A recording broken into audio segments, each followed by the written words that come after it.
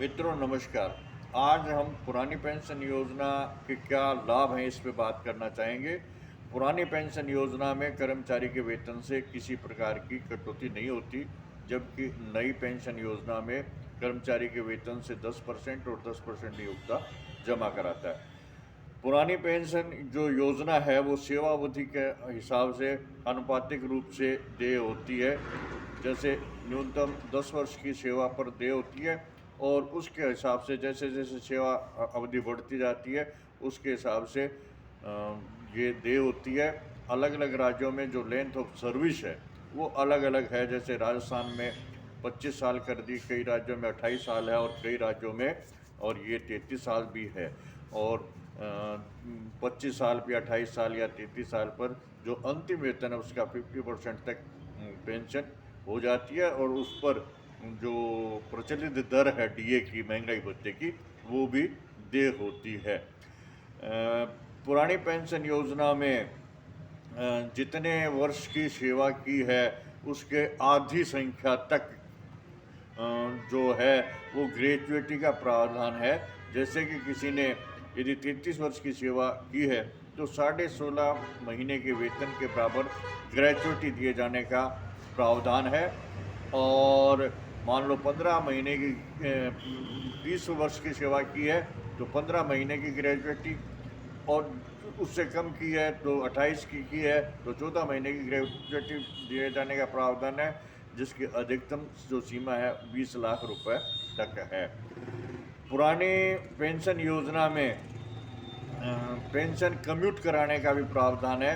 1/3 pension राशि है जो 14 या 15 साल तक कम्यूट हो जाती है और 14-15 साल तक 1/3 की जो राशि है वो अग्रिम रूप से भुगतान कर दी जाती है, जिसको 14 या 15 वर्ष तक काटा जाता है और उसके बाद आपकी पेंशन जो है वो बिल्कुल रेस्टोर हो जाती है, यानी वो जो कटौती है 1/3 वो बंद हो जाती है।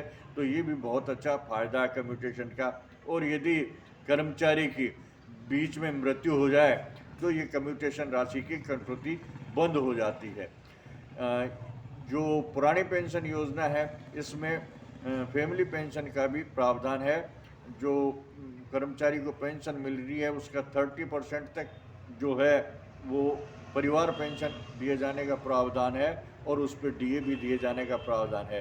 परिवार पेंशन की जो न्यूनतम राशि है वर्तमान में 8,850 रुपया प्लस डीए भी है। पुरानी पेंशन योजना जो है वो एक तरह से गारंटी देती है, ज़्यादा सुरक्षा देती है और उसके ऊपर कर्मचारी को ज़्यादा संतोष है।